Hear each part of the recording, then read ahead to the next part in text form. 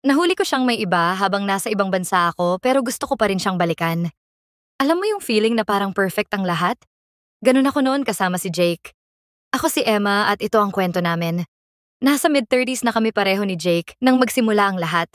Tahimik lang ang buhay namin noon. May magandang bahay kami na puno ng happy memories at pagmamahal.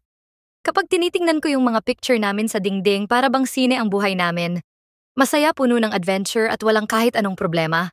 Naalala ko yung mga panahon na nagta-travel kami. Ang dami-dami naming napuntahan.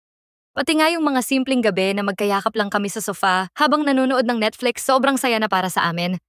Kapag may family gathering, laging bilib sa amin ang mga kamag-anak namin. Lagi nilang sinasabi na sana daw lahat ng mag-asawa tulad namin. Napapangiti na lang kami ni Jake kasi alam naming hindi naman perfect ang relasyon namin. May away din kami minsan pero lagi naming pinaglalaban ang isa't isa. Akala ko noon hanggang dulo na to. Kaso may mga pangyayari talaga sa buhay na hindi mo inaasahan. Isang araw tumawag sa akin yung dati kong manager. Nasa ibang company na siya na US-based. Inalok niya ako ng trabaho, yung tipo ng trabaho na pinangarap ko simula pa nung college ako. Marketing director ang posisyon at sa isang international brand pa. Sobrang excited ako nung una kong narinig ang alok.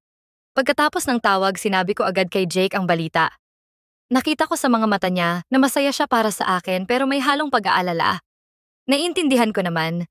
Ibig sabihin kasi nito, kailangan kong lumipat abroad, malayo sa kanya. Pinag-usapan namin ang lahat ng options. Pwede siyang sumama sa akin pero alam naming mahihirapan siya dahil established na ang career niya dito. Pwede ring hindi ko tanggapin yung trabaho pero alam kong pagsisisihan ko yon. Sa huli na pagdesisyonan naming subukan ang long-distance relationship. Mahirap ang unang mga linggo ng paglipat ko. Umiyak ako ng umiyak sa unang gabi ko sa bagong apartment ko. Pero sinusubukan naming gawing exciting ang sitwasyon. Lagi kaming nagbi-video call, minsan hanggang madaling araw kami nag-uusap. Minsan may surprise flowers pa siya na pinapadala sa office ko.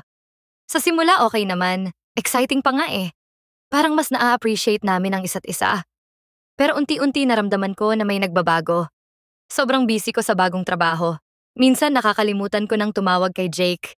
O kaya naman napaka-late na ng tawag ko kasi may mga biglaang meetings. Si Jake naman parang naging malungkot. Ramdam ko sa boses niya na nahihirapan siya, hindi niya lang sinasabi. Napansin ko na mas madalas na siyang lumabas kasama ang mga kaibigan niya. Minsan hindi na siya sumasagot sa mga tawag ko kasi nasa inuman daw siya. Unti-unti parang lumayo ang mundo namin sa isa't isa.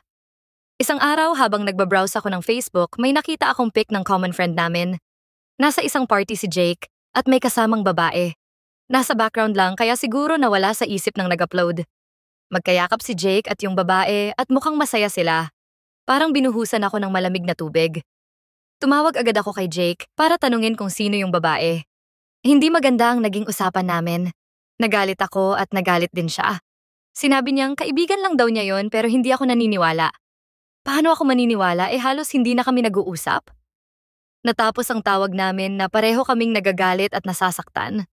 Sa sobrang sakit ng nararamdaman ko, nagdesisyon akong tapusin na lang ang relasyon namin. Pinakuha ko sa kapatid ko sa apartment niya ang mga gamit ko. Hindi ko napigilang umiyak nang sabihin ng sister kong nakuha na niya lahat at wala naman daw sinabi si Jake. Cold daw. Tapos nakita ko yung mga gamit ko na kinuhanan ng video ng kapatid ko. Grabe, sobrang sakit. Ang daming memories. Yung stuffed toy na binili niya para sa akin sa unang anniversary namin. Yung mga litrato namin sa ref. Pati na yung lumang sweatshirt niya na lagi kong suot-suot sa bahay. Para akong zombie. Bumalik ako sa trabaho ko after ng 2 days na leave, pero wala na yung dating energy ko. Alam kong ganun din si Jake. Minsan naririnig ko sa mga kaibigan namin na hindi na raw siya lumalabas ng bahay. Lagi daw siyang malungkot. Ilang buwan ang lumipas. Akala ko nakalimutan ko na siya. Umuwi na rin ako sa Pinas dahil natapos na ang contract ko at pwede man akong mag-renew. Hindi ko feel na nag-iisa ako. Anyway, may babalikan pa naman akong trabaho sa dati kong kumpanya.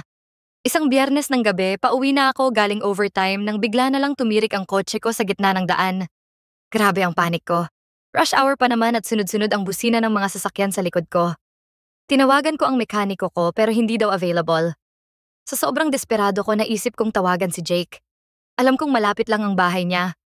Nanginginig ang mga daliri ko habang dinadial ang number niya. Nung sumagot siya, para akong natulala. Ilang segundo akong hindi nakapagsalita. Matapos kong maipaliwanag ang sitwasyon, pumayag siyang tulungan ako.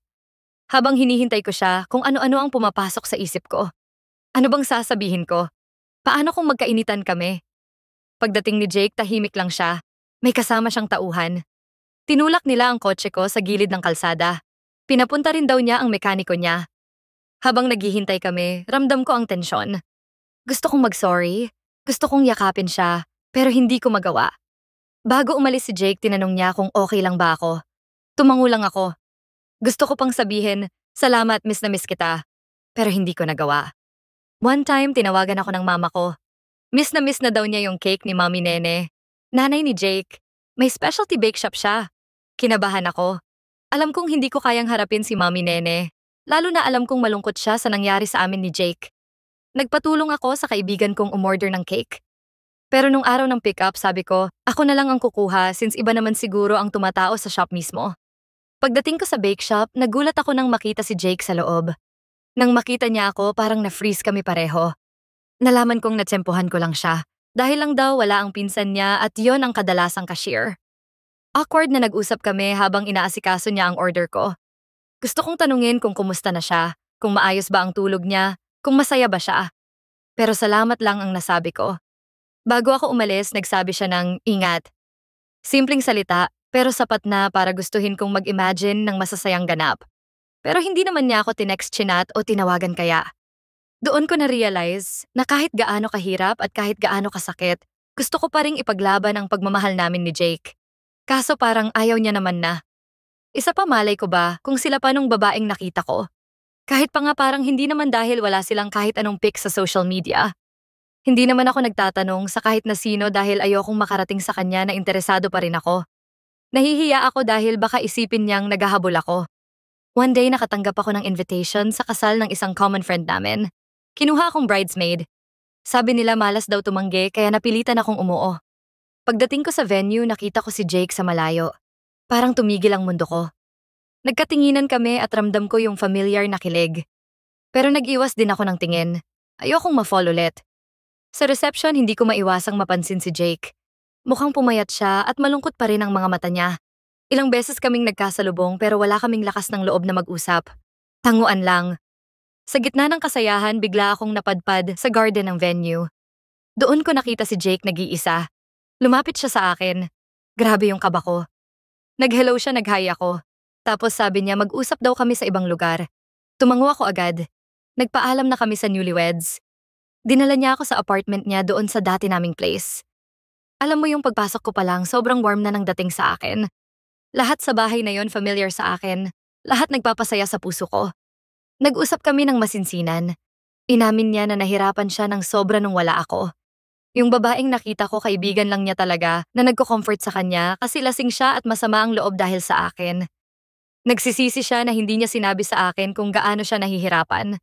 Hindi niya naman daw masabi sa akin noon na umuwi na ako kasi ayaw niyang maging dahilan para maisip kong hindi ko nagawa ang gusto ko dahil sa kanya. Ako naman, inamin ko na sobrang workaholic ako at napabayaan ko siya. Doon ko na-realize na mahal ko pa rin talaga siya. I never stopped loving him at mahal niya pa rin ako. Pero alam naming hindi pwedeng bumalik agad sa dati. Marami kaming pinagdaanan at madaming sugat na kailangang pagalingin. Kaya nagdesisyon kaming mag-start ulit pero this time, bilang magkaibigan muna. Unti-unti bumalik kami sa dati. Nag-uusap kami araw-araw pero walang pressure. Minsan nagkikita kami para magkape lang at magkwentuhan. Natutuhan naming makinig sa isa't isa ng mas mabuti. Napag-usapan namin yung mga bagay na dati ay hindi namin kayang pag-usapan. Lumipas ang ilang buwan at ramdam kong mas malalim na ang koneksyon namin kaysa dati. Mas kilala na namin ang isa't isa, pati na ang mga kahinaan namin. Isang araw niyaya ako ni Jake na pumunta sa restaurant kung saan kami unang nag-date. At doon nag-propose siya sa akin. Simpleng proposal pero unforgettable sa akin. Doon ko na-realize, hindi pala perpekto ang pag-ibig. May mga pagsubok, may mga pagkakamali. Pero ang tunay na love, yun yung handang magstay kahit mahirap. Yung handang matuto at mag-grow kasama ang isa't isa.